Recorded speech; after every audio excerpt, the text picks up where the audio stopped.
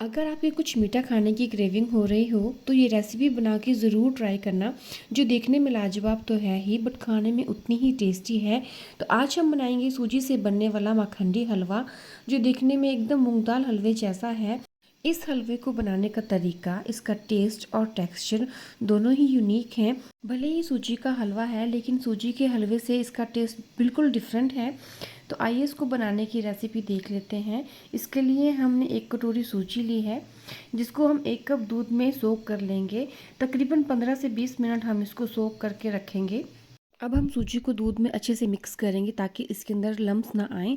अब हम dry fruits को रोस्ट करेंगे। देखिए, आपके पास जो भी ड्राई फ्रूट हो आप अपनी इच्छा अनुसार वो ले सकते हैं। मेरे पास अभी सिर्फ बादाम और किशमिश ही थे तो मैंने सिर्फ वही लिया है। 2 चम्मच बड़े घी में मैंने बादाम को रोस्ट किया है। गैस की फ्लेम को हम मीडियम टू लो ही रखेंगे। अब हम 4 बड़े चम्मच घी के लेंगे, जिसमें हम 1 कटोरी चीनी डालेंगे और चीनी को हमें मेल्ट करना है अच्छे से, जब तक ये कैरेमलाइज ना हो जाए। परफेक्ट और दानेदार माखंडी हलवा बनाने के लिए सबसे ज़्यादा ज़रूरी है मेज़रमेंट। देखिए, जिस कटोरी से आप सूजी लेंगे उसी कटोरी से आपने चीनी लेनी है और उसी कटोरी से आपने दूध डालना है। और फिर देखिएगा कि आपका हलवा कितना बेहतरीन और परफेक्ट बनके तैयार होता है। और यहाँ पे चीनी अच्छे से कैरेमलाइज हो चुकी है, बड़ा प्यारा ही इसका गोल्डन सा कलर आया है। इसको पकाने का यही तरीका है कि आप इसको मीडियम टू लो फ्लेम में पकाएं धीरे धीरे। अगर ये एक बार जल गई तो आपका हलवा पूरा कड़वा हो जाएगा। अब हम यहाँ पे आधा छोटा चम्मच इलायची पाउडर डालेंगे टेस्ट के लिए। इसके बाद अब बारी आती है अपने बैटर को डालने की। देखिए, गैस को हम बिल्कुल लो रखेंगे ताकि हमारे ऊपर छींटे ना आए। और इसको डालने से पहले एक बार बैटर को ज़रूर हिला लेना।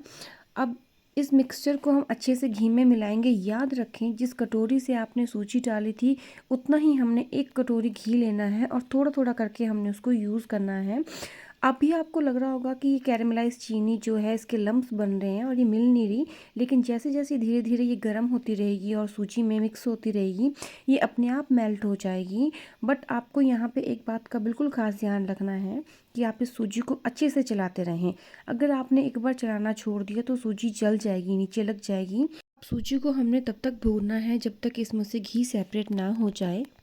देखिए, ज़िंदगी में और खाने में मिठास का होना बहुत ज़रूरी है, क्योंकि खाने में मिठास पेट को खुश करती है और ज़िंदगी में मिठास दिल को खुश करती है। इसीलिए मीठा खाते रहिए और मीठा ही बोलिए। हलवे की बुनाई हमने तब तक करनी है जब तक इसमें से घी सेपरेट ना हो जाए।